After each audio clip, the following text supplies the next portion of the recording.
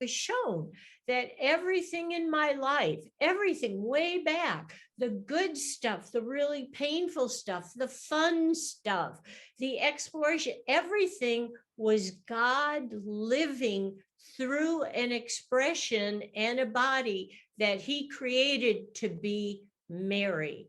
And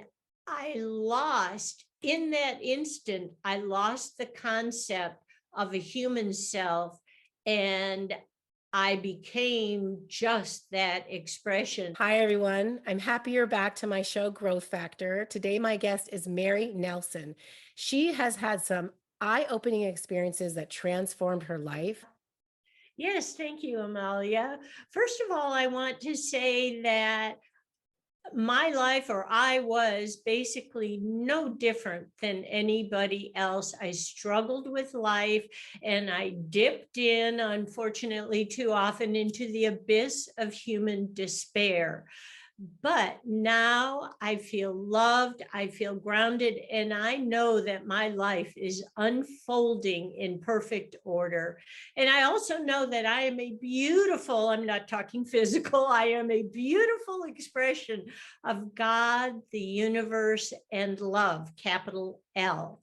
And I was told, you have been given new life and abundant wisdom. You are to share what you've gone through, what you have learned, and who you've become, so that others don't have to struggle and suffer, but they can find peace and love as well.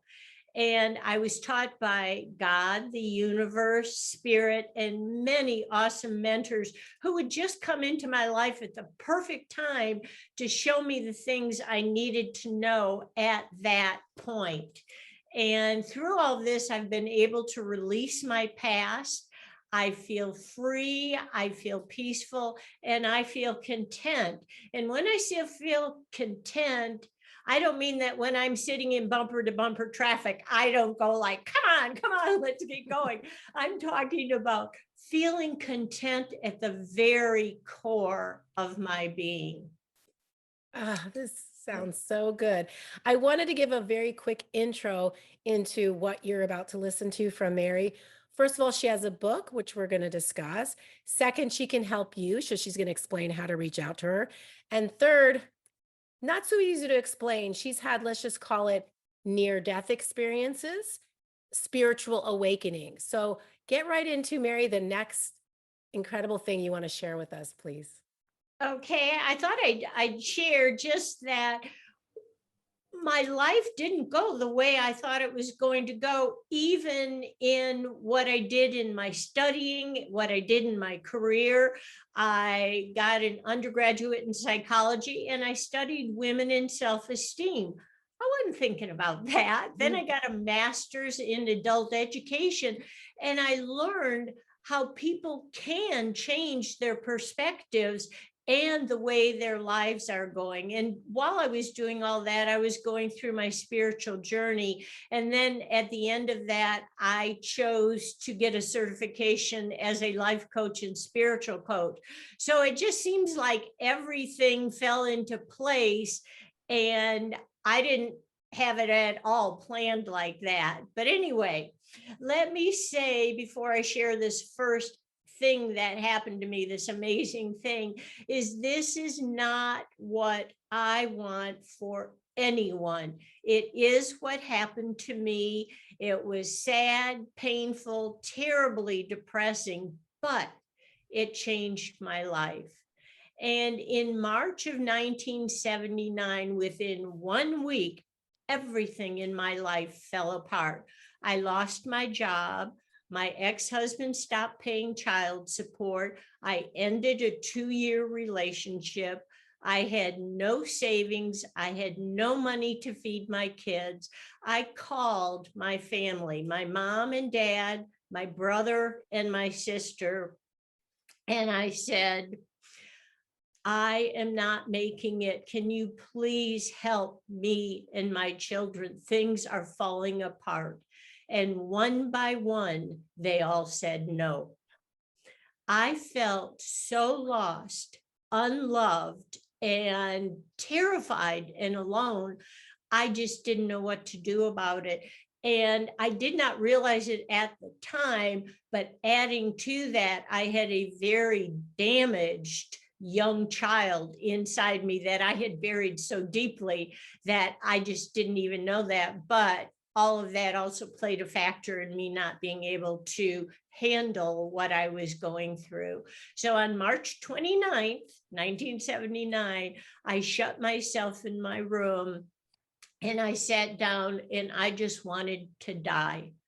I just couldn't cope.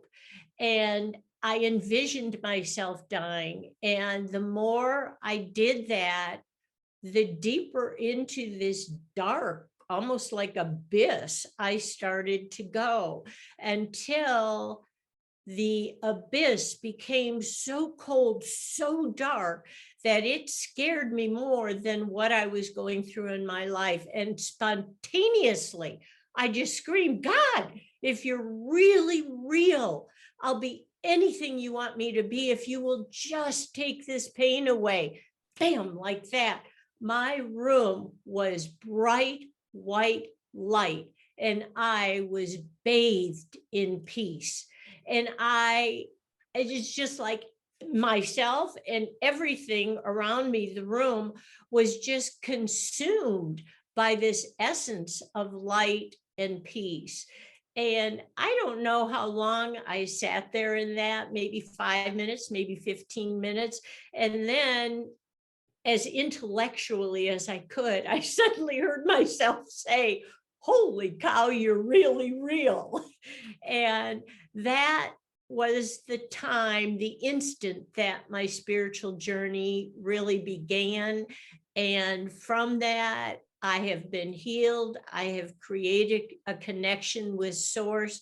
I feel self-love and such peace in the core of my being that it's beyond anything I could have imagined. So that was my first just real wow experience. Anything else I need to clarify on that, or? Yeah, I'm sure the audience has a few questions for you, so I'm going to think of those right now. But first, I want to say, my friend David, if you look at my show, and first of all, I should remind everyone to subscribe and then hit the bell next to the subscribe button because you'll be alerted to the next stories, the next journey. I mean, all these stories are so helpful to us to heal. And by the way, I should mention my goal is to help you with gut issues, mental health issues, skin issues, and anxiety, depression, and doom, because that's what this show is all about. The journey, everyone's journey that I share, it's about food, eating certain foods to change your mental health and your physical health. But it's also these spiritual stories like Mary. Not everyone's willing to share like Mary is. Some people keep it to themselves. I think they're a little ashamed. They think it's kind of a strange topic to talk about. But I do feel blessed that Mary's here. But it's reminding me, one of my interviews, if you click at the very top of my show, you'll see it says videos and it'll list them all. Otherwise, if you click below on growth factor, then at the bottom, sometimes you'll see the list of all the videos. And one of them's David.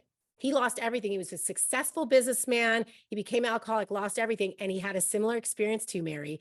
He was living at the Salvation Army from being this rich, rich man in a room with probably 50 other down and out men.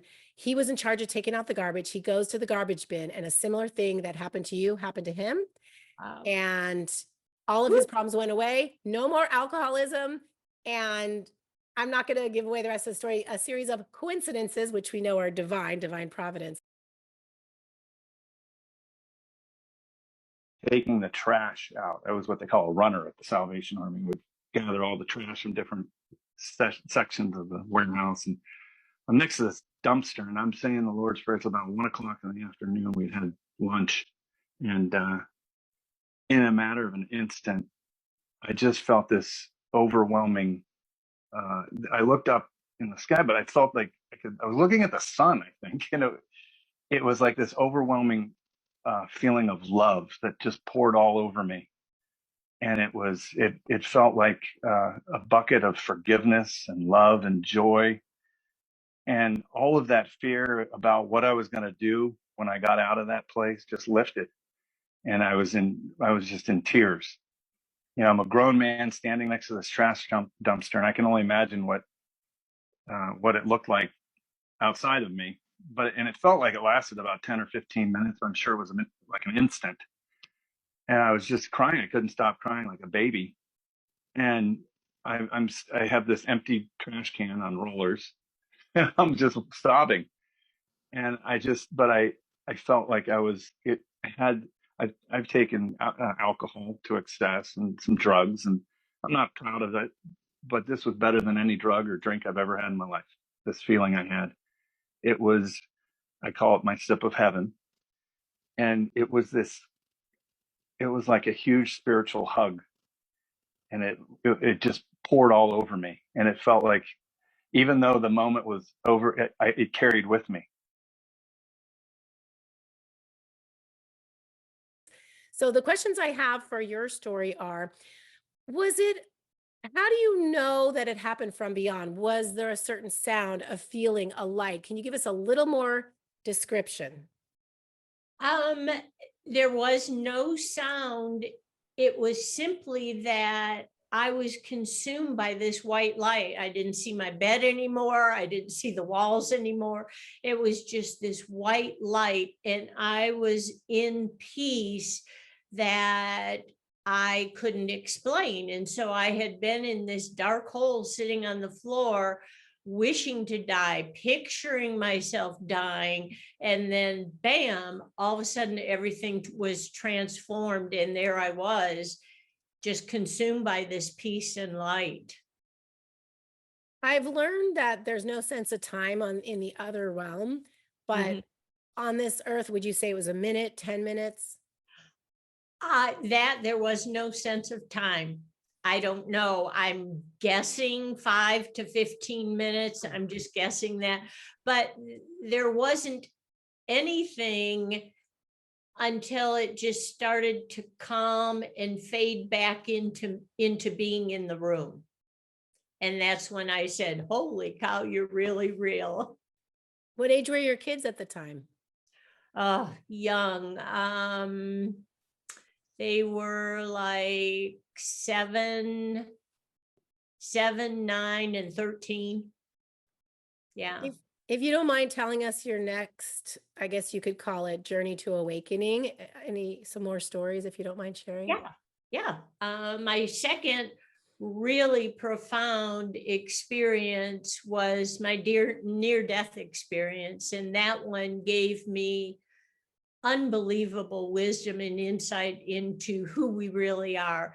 And it happened on November 22nd, 2002. I was driving from where I lived in the mountains down to Denver. It had been snowing and my car hit black ice. The car began to spin, and then it went nose over tail 3 times. And on the middle flip, I felt everything stop, and I was hanging. I could feel the pressure and the pain in my seatbelt. I saw that my steering wheel was actually bent. So huge was the terror. And I looked over at the passenger dashboard, and it began to glow yellow. And then boom, all of a sudden I was in bright white light. And I was fully aware, I was fully awake, and yet I was infinite. I had no human dimension, and I had no body. I was infinite, all knowing, total love. And I was not at peace, which means having something. I was peace, which means being something. So I was total love, total peace, and infinite. Everything went as far as everything went, and it just kept going. Yet to the left, I saw this field of purple flowers. And out in front of me in the white light, it almost looked like there was a path. And had I kept going, I'm sure that was the path for me, but I did not go that far. And just absolute content. You can't put it in human words because there are no human words, for being the essence of love, being the essence of peace. But what I saw and experienced was the infinite expression of pure being. And then all of a sudden, like from behind me or something, I heard, am I going to die? And it didn't matter. It absolutely had no value. It just simply did not matter one way or the other. But then I heard a scream that said, I don't want to die. And I was right back in my car flipping. And I landed on the interstate going up the mountain, but nobody hit me. But there was no glass, not a single shard of glass left in the car. The entire car was squished. Everything was dented, and it was awful. But I had a concussion and cuts and bruises, and that is all that happened to me. But the hardest part of that accident was that for the next 2 years, I could not talk about or share what I had been through in that without crying. I want to go home. I want to go home.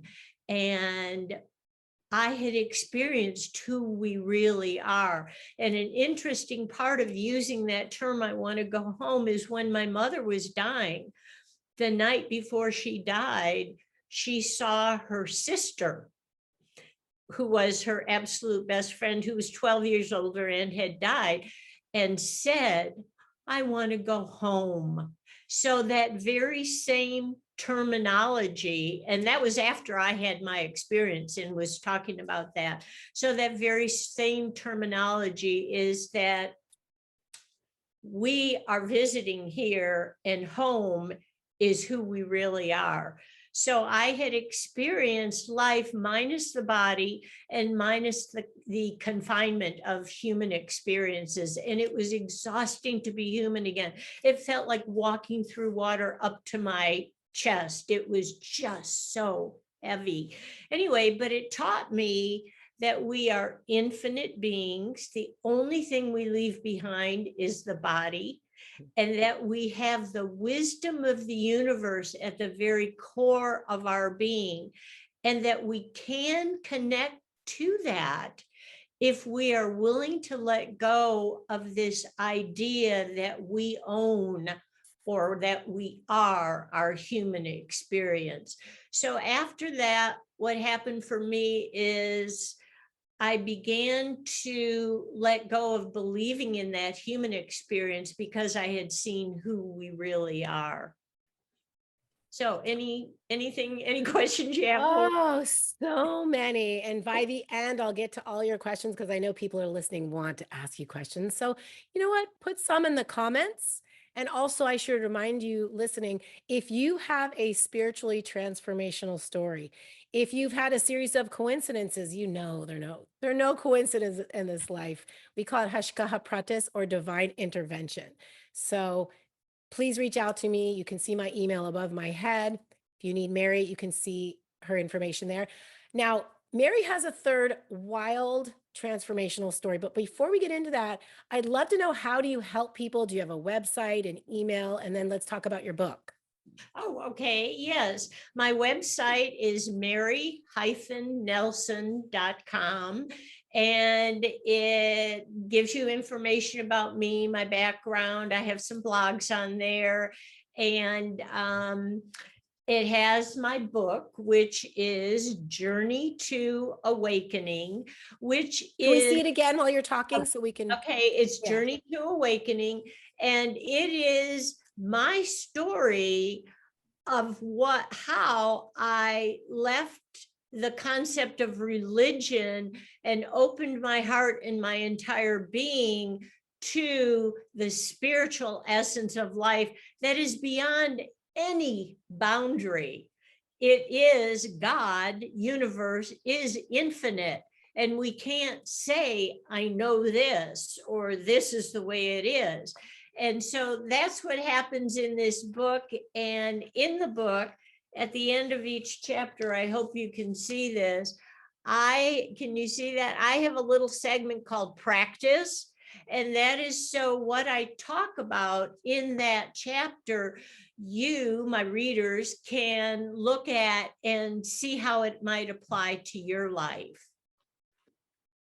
That's so wonderful. I love that. I love that not only do you share your story, but you have it in a book. So those of you listening that want to take a piece of Mary with you, because I do feel like there is something, let's just call it a higher power, the light, God, Hashem, which means the name, because some people don't even, the name is so powerful, they didn't want to say it. So they say Hashem, the name, just out of respect for that name.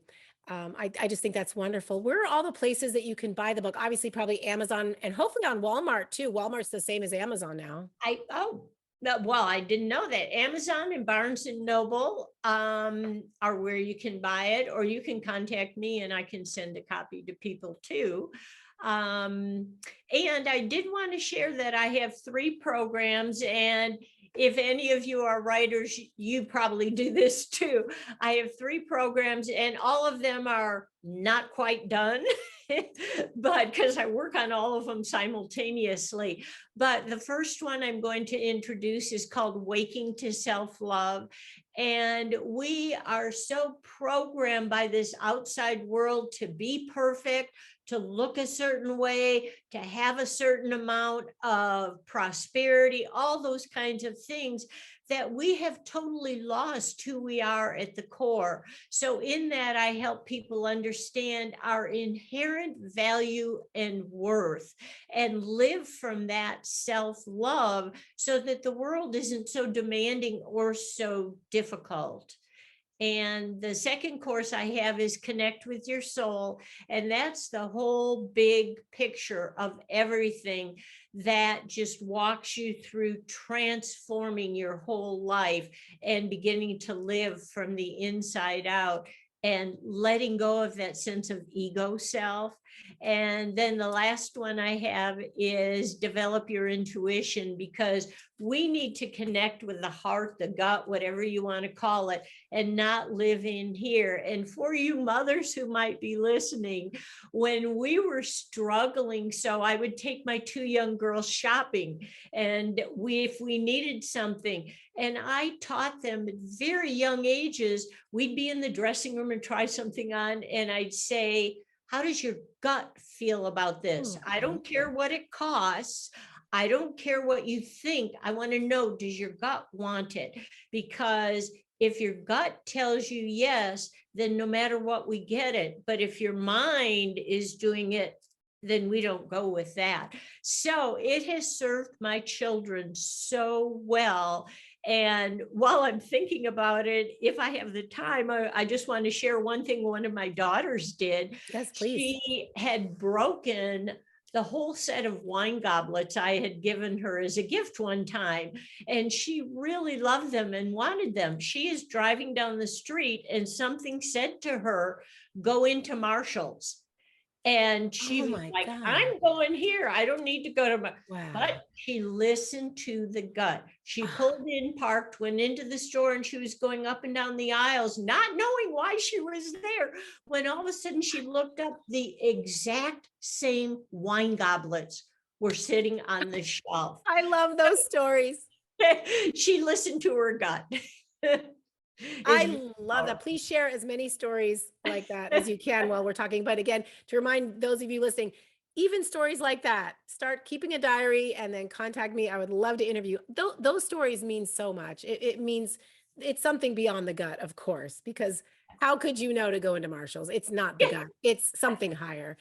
But what I want to ask you before we get into your third incredible experience, how do you help people? What are the different reasons people should reach out to you?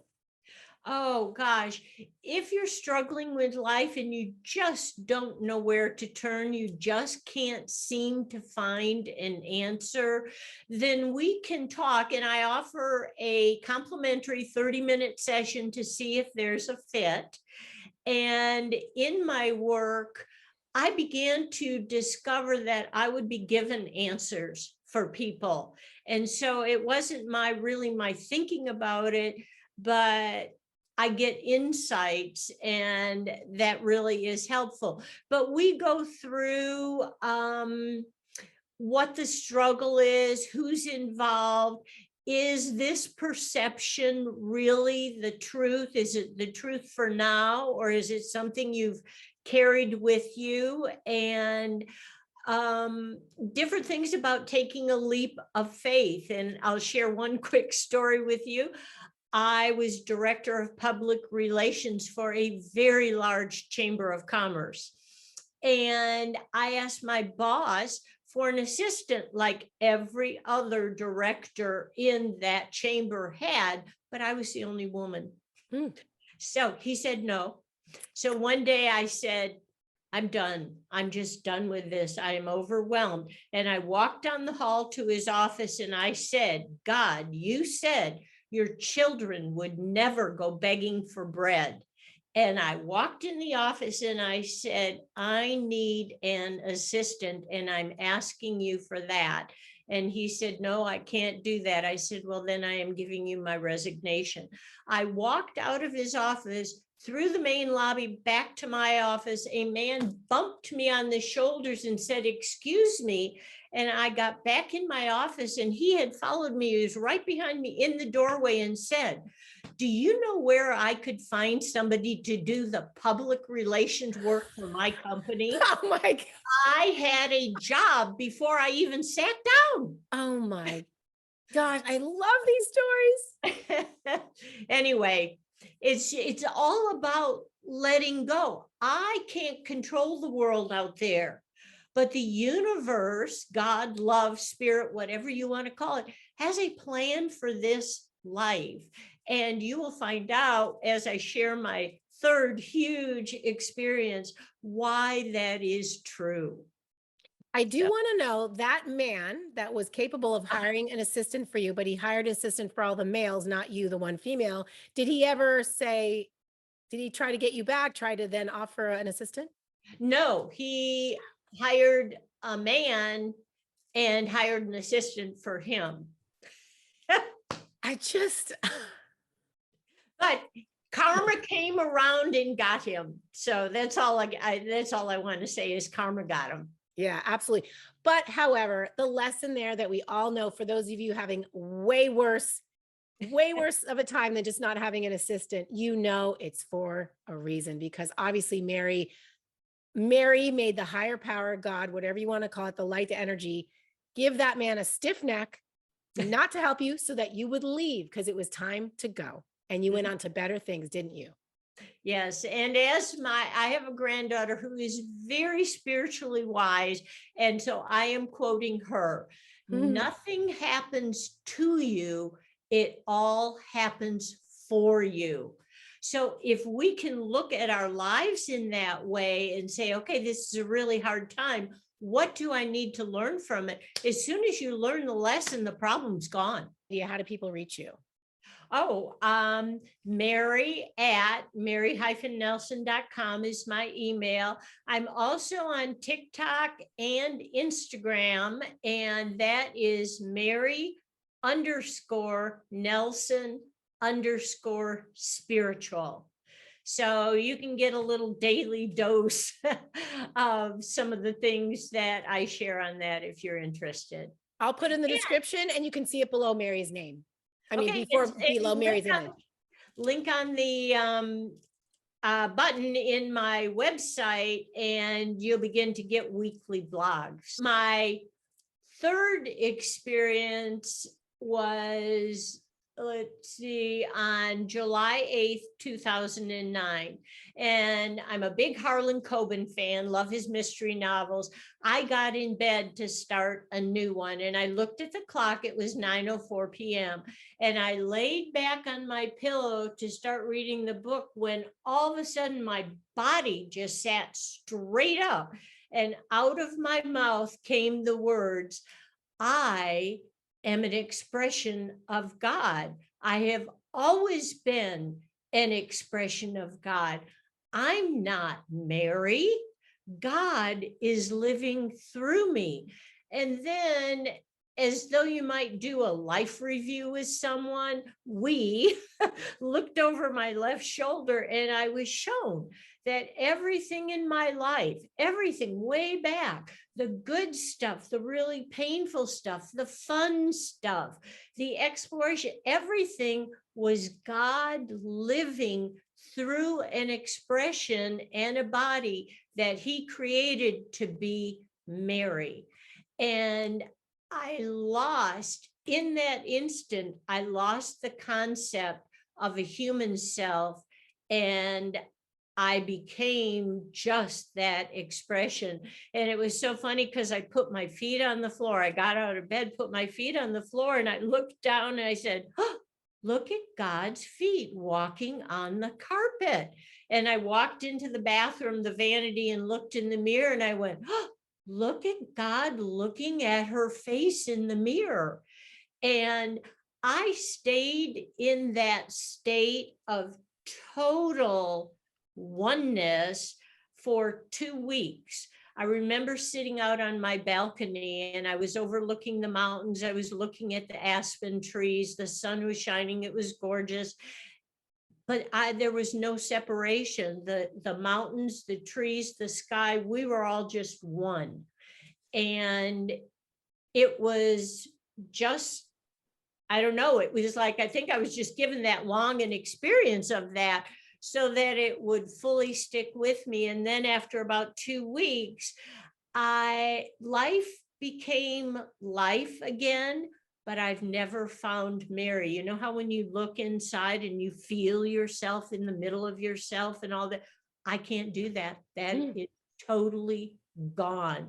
So I knew, and I say I because in the English language or any language, it's just how we do it. But at the very core, I understood then and do now, there is no me, and this is not my life. I don't own it.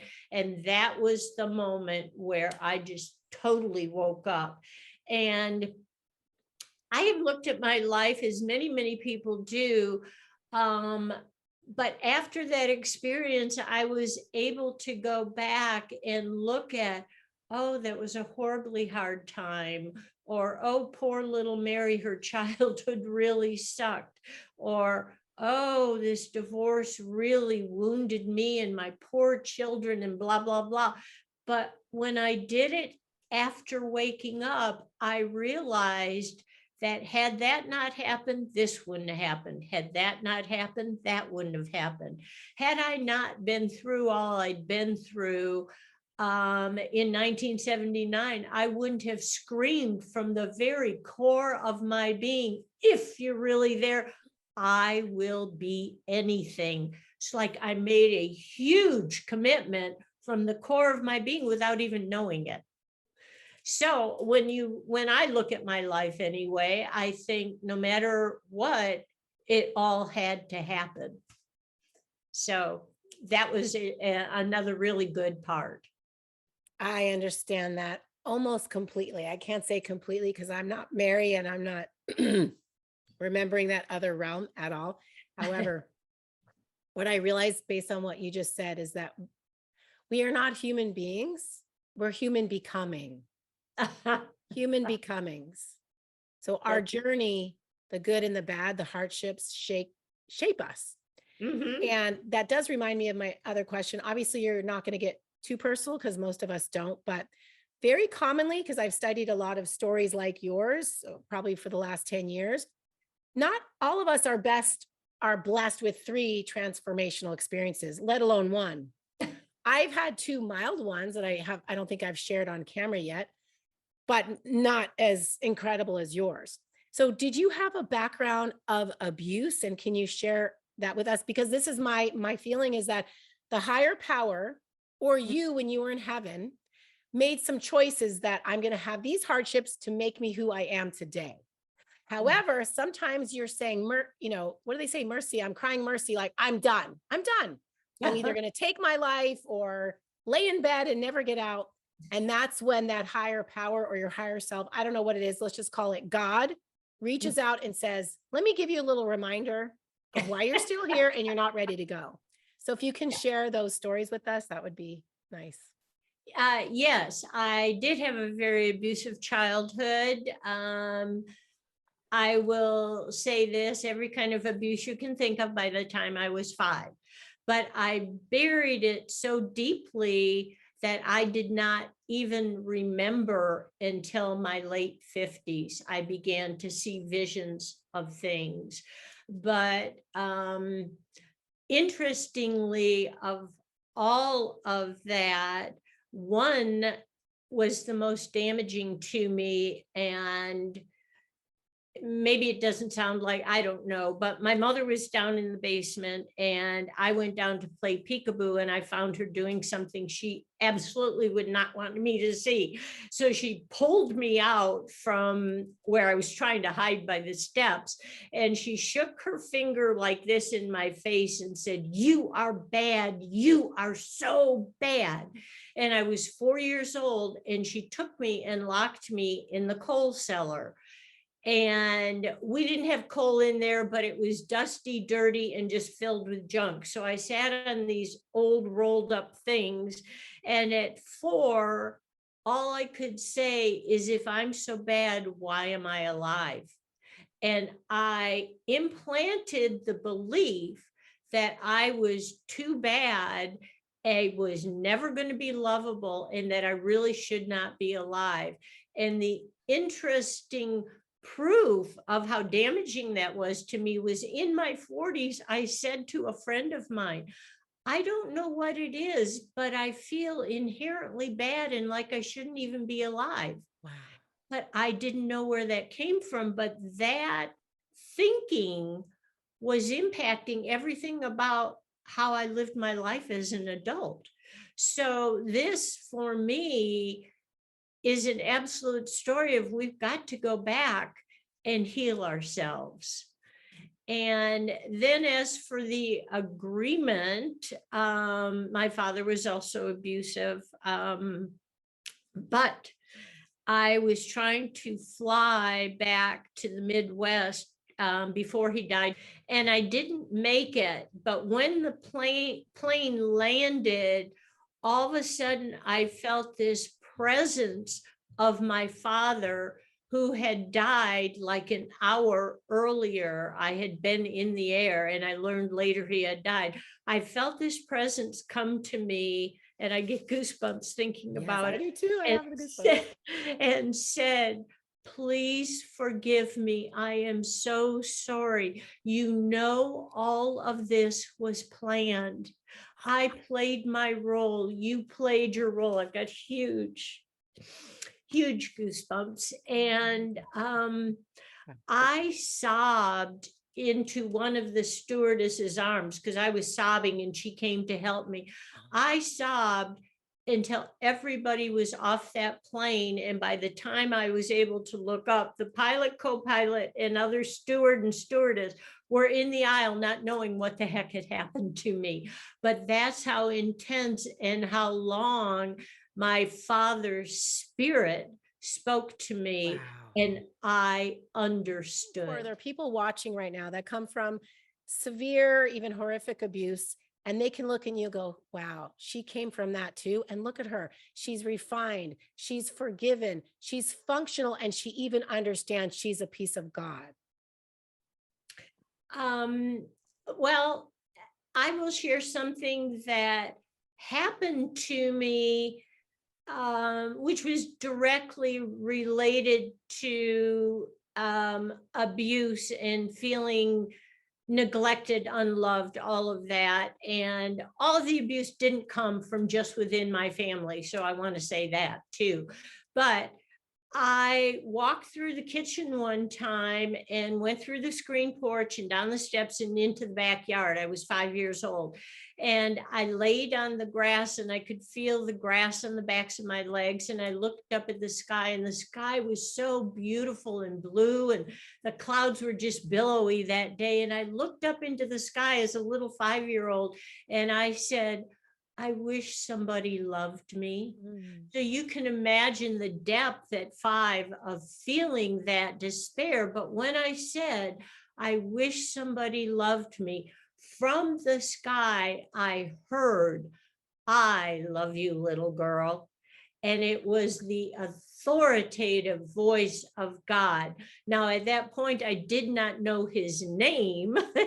I didn't compute that, but somehow I knew that I was different, or that I had been, I don't know, I had connected with something. And then all through my life, I kept thinking, there's more, there's more. And I think that's what I began to read stuff in high school about from spiritual people. I mean, just different than what most people were reading or doing, because I knew there was more. And I just want to say that we can overcome all of that. We can overcome all of that, and we can use those horrible experiences to make us strong, to pull together all the wholeness, and then be able to see life from a different perspective. And I said that I didn't remember until I was in my late 50s, which is a long time to have all that buried. But one of the things I remember happening to me is about the coal cellar and sneaking down the basement, was I began to get a picture of standing in the kitchen and I saw the door to the basement. And I would just get that picture in my mind and I'd go, well, what is that about? And then it began to grow. And then I was sitting meditating one night, and all of a sudden I saw the door open and me go down the stairs. And so then the rest of it came to me. So it just came to me in pieces that would then come back as the whole. But the other thing, and I want to share this because I feel this is very, very important. My mother had a massive stroke, was life flighted to a hospital, and the doctor says she is not going to make it. I was a very difficult child, especially a teenager, etc. I didn't know why, but obviously now I know why. But it was very hard for her. And so in that week, she ended up living another year. But in that week, when they said she was going to die, I sat down and I took her hands and I said, Mom, please forgive me. I was a very difficult child. And that was it. And I think it took the weight off of her. It freed me. And I did not expect any forgive me back. But my mother began then in that last year of her life to become much more affectionate with me and began to tell me how much she loved me. So my doing that freed both of us. There is so much to being human, and then healing that human and letting that human go, and getting a real perspective on it. So I just wanted to share that. I'm speechless. Let's just sit here for a moment and sit with the, I have so many questions, but it's like my soul's explode. What you just said, we all can interpret different ways, but my interpretation is people like me and most humans, we have resentment. You said this about me. You did this to me. You hurt me. But you forgave your mom. And that released all the knowledge of what she did and realized you basically said, you were a good mom. You were doing your best and you played a part, just like your father told you. We are all characters in this world to give each other lessons. So when that boss was being a jerk to you and treating you different, that was your way to go on to something better. And even, I mean, it's very hard to say because some people listening right now come from severe abuse. So it's very hard to say, well, there's a lesson in it. You chose that. That was one of the characters you chose to be the victim and sometimes be the abuser. However, sometimes it really does shape people into being a counselor, a therapist, having that empathy. Because I know, the reason for my show, I had anxiety doom. It was probably depression. I say this a lot on my show. What I realized the good part about it is twofold. One is suddenly had empathy for people in my family who were depressed. Maybe Mhm. there some of you out there thinking, what are you depressed? Just go exercise, eat well. You have a great life. No, it gave me empathy that despite all those things, you could be really down and dark. And the other thing is it transformed my show because I realized I had inflammation in my brain, call it anxiety, doom, depression. Some people it's their gut, Crohn's, IBS, IBD. Some people it's all over body, it's fibromyalgia, it's multiple sclerosis. And some people it's eczema, psoriasis. So most of us deal with inflammation at some point, and sometimes it's your lifestyle, your lack of sleep, and sometimes it really is the food you're choosing. So I hope you look around at my show and you're going to see people that transform their life, their bipolar depression, and even their gut and cancer. Mm. Cancer. Yeah, That you given a few months to live, change what they ate, and I won't say what it is, and they're living many, many, many years healthy. So my other, yeah, yeah. No, go ahead. nope. I'm ready for you. I was just going to share with you related to food that in 2000, I was diagnosed by two different doctors with fibromyalgia. And I happened to go to horrible pain, happened to go to a Chinese herbalist.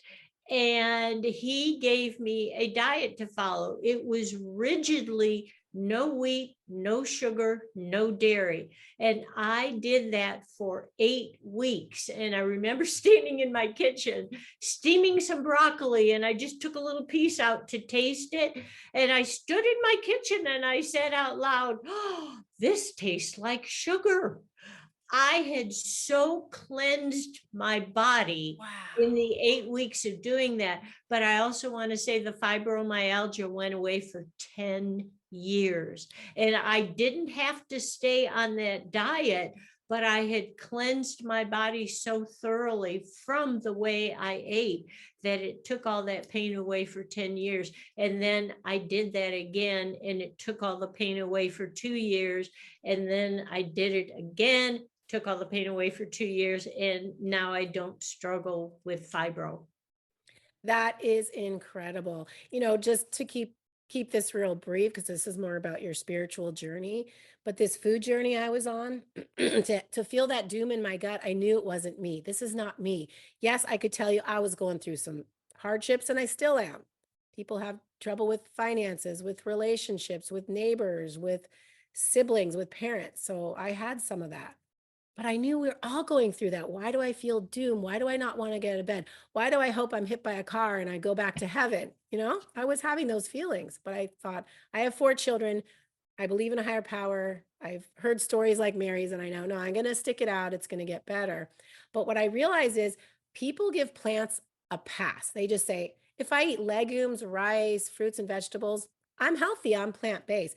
However, we know for, I don't know, maybe the last 20 years, there are biochemical nutritionists that talk about this, that plants have lectins, oxalates, phthalates. Like you said, the broccoli. Some people it's banana.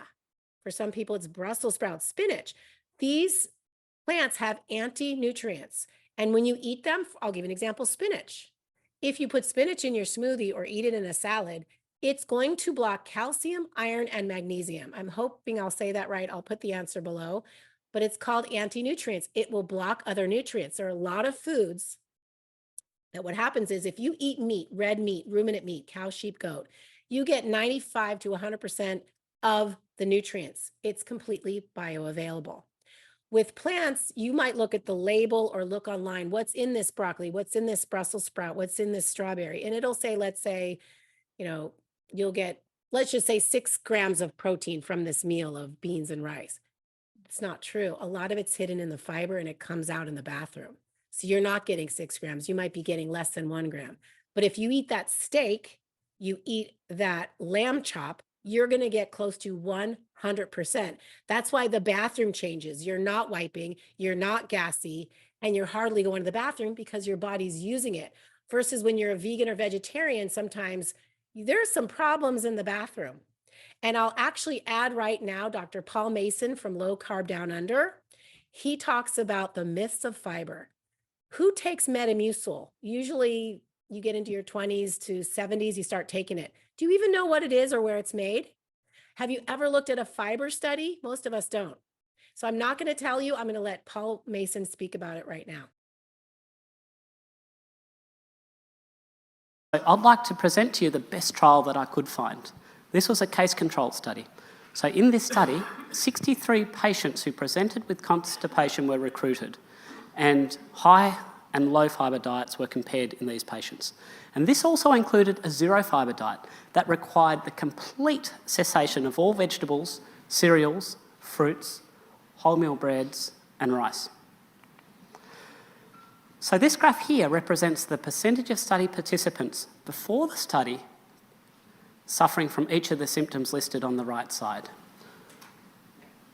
So you can see, before the study started, all of them had constipation and strain opening their bowels, and a number also experienced bloating, bleeding, and pain. And when the study participants, those who went on a high fibre diet, we can see that the proportion suffering symptoms actually increased, especially bloating.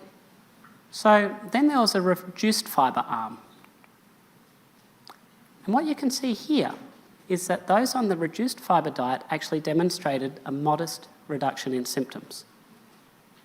So the question is, what happened to those, the majority of those in the study, who had zero fibre in their diet?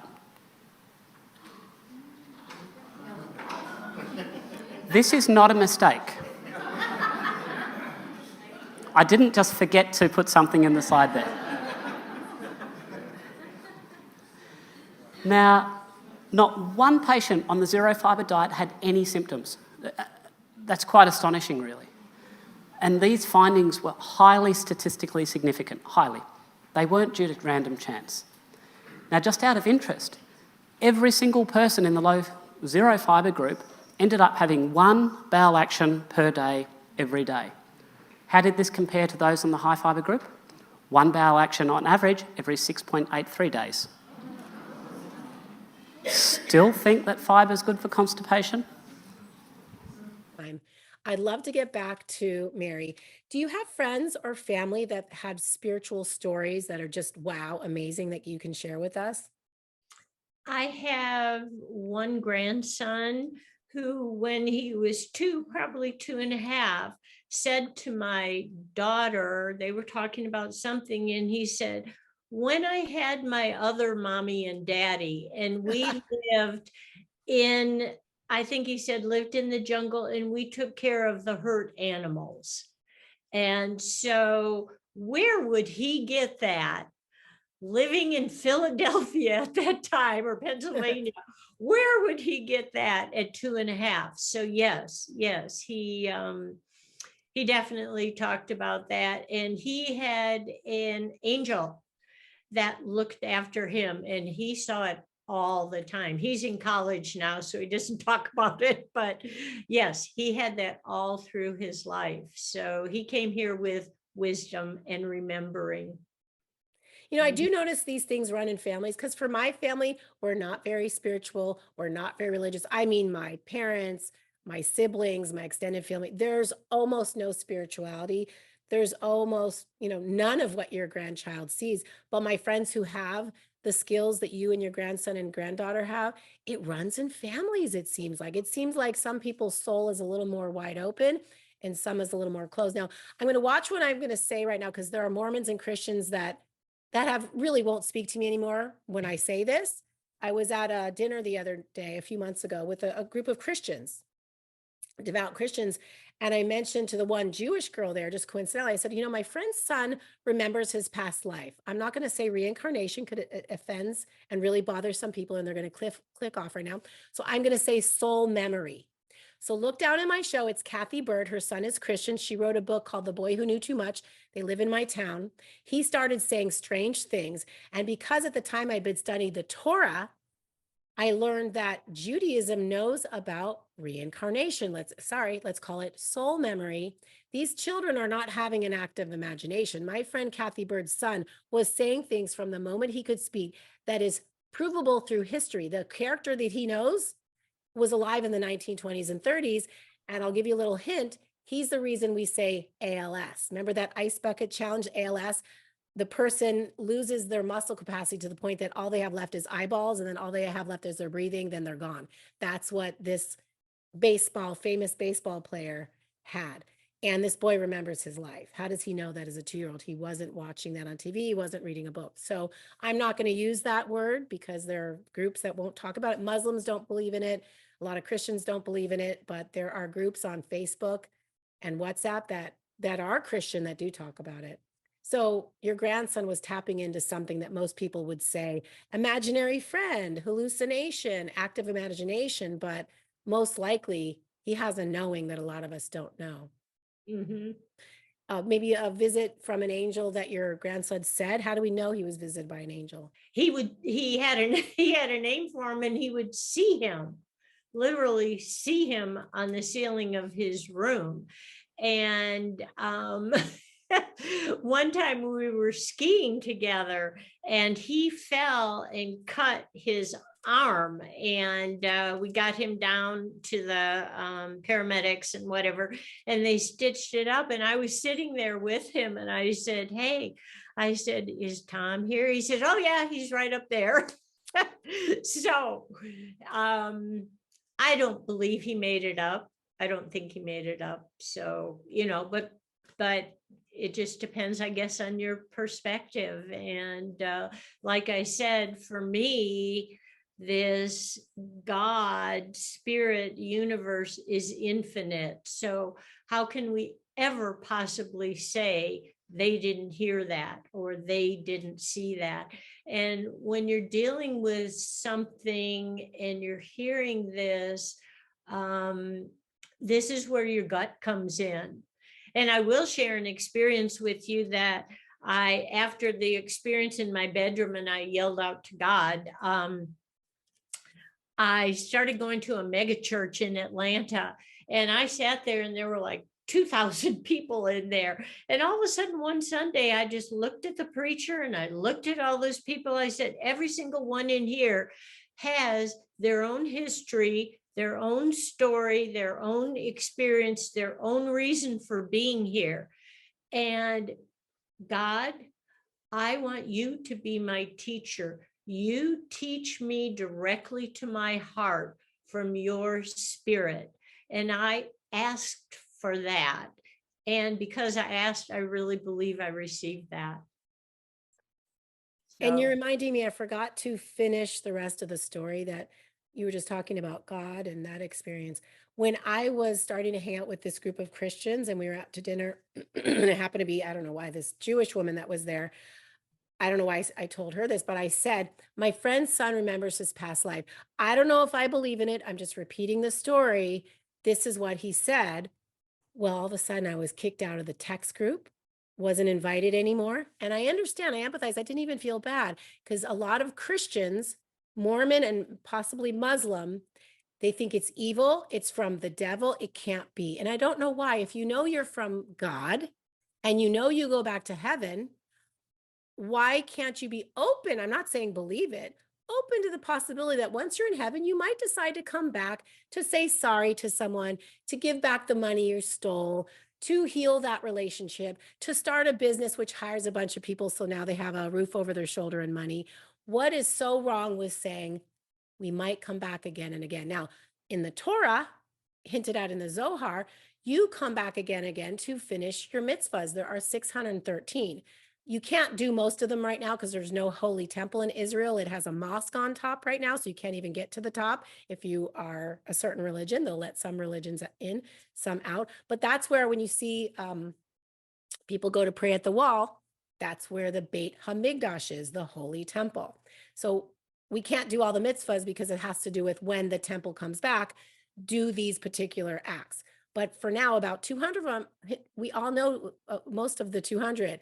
It's don't cheat, don't lie, don't steal, don't gossip, which, by the way, you can gossip if it has to do with marriage or business, because you need to warn someone, that person stole from me, don't do business with them. That person's a cheater, don't marry them. We are allowed to gossip in 2 situations. So, yeah. So anyway, and that's the other thing amazing about the Torah, that now that I'm on the path of carnivore, Not that I want to be, no one wants to slaughter animals, but if you don't sacrifice animals, you might sacrifice your own mental health, gut health, and the health of your family.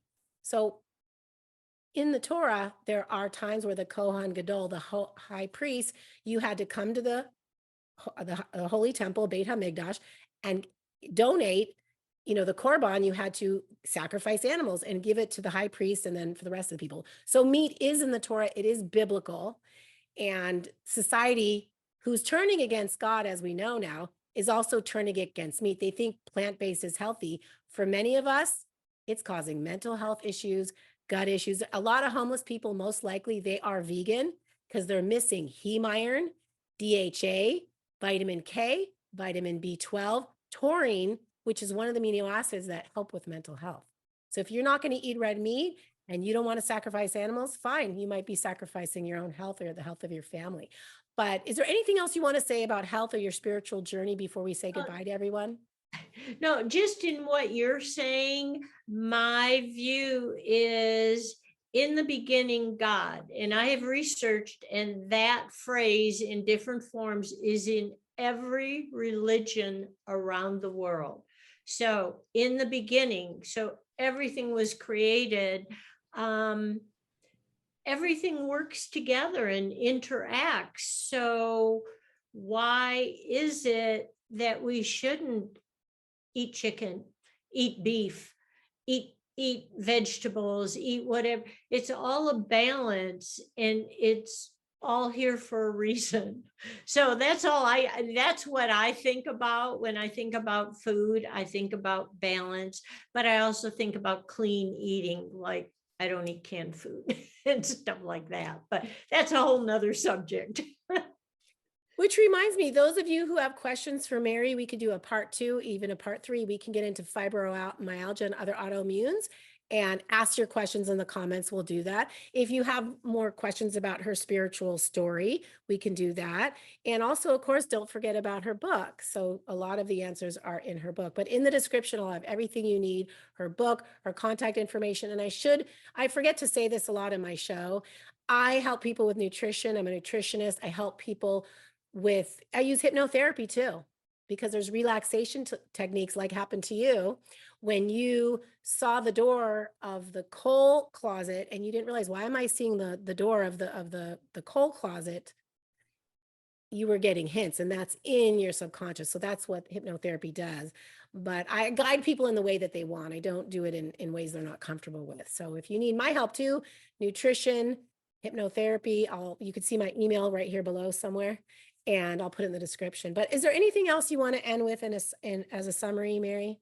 No, I would just really like to invite people, if you're interested in talking with me for a complimentary 30-minute to see if there's a fit there, please contact me through my website and email.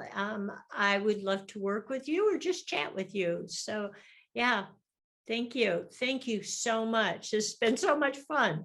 It is so much fun. We should definitely do a part 2 and part 3, and hope you all comment below and share this. Especially the most important thing is to share this, because you're going to help someone save their life, stop their anxiety, stop their gut issues. And I appreciate you all, especially I appreciate Mary, and thank you all for being here again to Growth Factor. Thank you.